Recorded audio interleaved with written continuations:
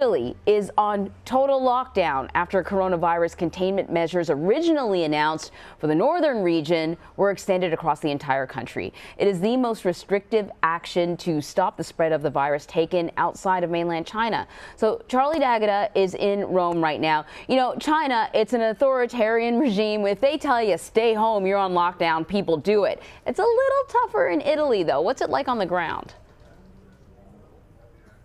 It's a lot different in Italy, but welcome to the Piazza del Popolo, the People's Square, but not today. Now, the Prime Minister has quoted Winston Churchill in saying this is Italy's darkest hour. If anybody wants an idea of what the future may hold, a worst case scenario, don't look any further than Italy.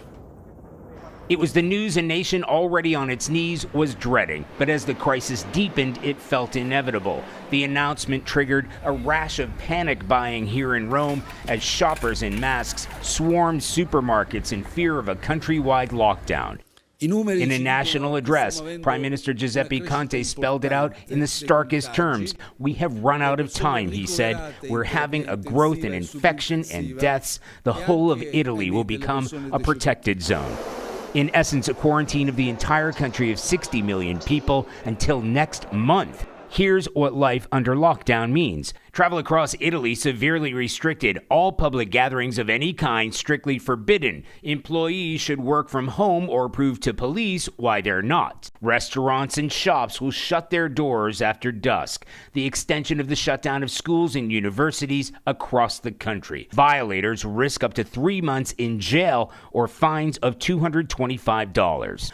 The extreme measures after the number of cases jumped once again. Now the most infections outside of China. More than 9,000 cases, 463 people have died. Officials in the hardest hit northern region say hospitals are on the verge of collapse. Well, the past few days have been, pretty confusing. This morning we spoke with an 88-year-old with pre-existing conditions, Giorgio Penna, who's been stuck inside his house since the original shutdown. Right. Are you scared? Yes, I am scared. I mean, who is not scared about dying? Everybody's scared about dying. Okay, so this is pretty drastic. There's going to be a lot of fallout. We talked about the business or financial implications. Do authorities believe that this is worth it, that it's going to work?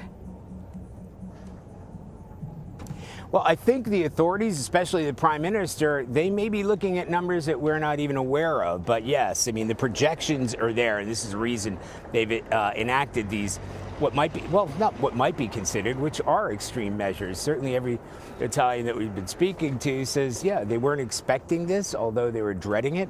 The situation in the north, quarantining 16 million people seemed extreme in itself. Now quarantining the entire country, I can tell you personally, I got to go back to the UK for a couple of reasons. British Airways has canceled their flights here, so I'm going to have difficulty getting out. That would be the same case for all kinds of foreigners. They're being restricted from going from one place to another. You know, work has been canceled, school has been canceled. Imagine this scaled up to the United States. There are 60 million people here. You know, this is a westernized country. It's a democracy. This isn't China.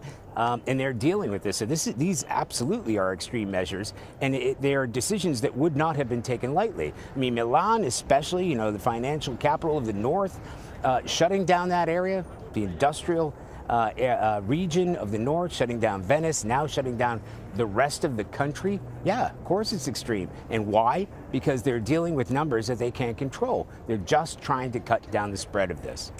And you know, you do something like this and you're bound to upset people. Sometimes it's difficult to have a sense of where the problems are going to bubble up.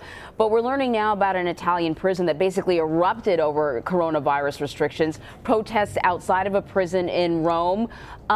Is there a fear that this nationwide lockdown could lead to unrest or, I don't know, maybe even worse, maybe violence? Well, certainly in some regions, when it comes to the prisons especially, there are a couple of reasons that they're concerned about that. First of all, they've closed down visitation rights. Okay, so whenever you have an institution where you've got a lot of people gathered together, which is why they closed down places like schools, shut down universities, shut down any gatherings, They've banned weddings and funerals. How extreme is that? So, of course, they don't want any introduction of the virus to a place like a prison. And that is why you've seen the unrest in the prisons.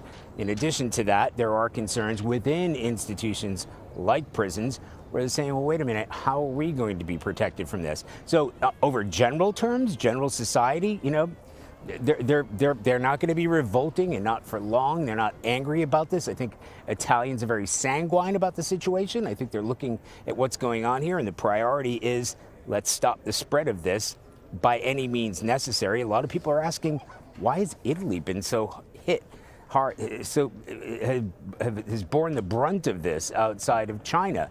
And what can we do to stop this? So, you know, we're only day one into this nationwide restriction, this nationwide quarantine. Generally speaking, by whatever means necessary, they're willing to undergo these restrictions in order to stop the spread of this virus, not just here, you know, but around the world. All right, Charlie, thank you so much.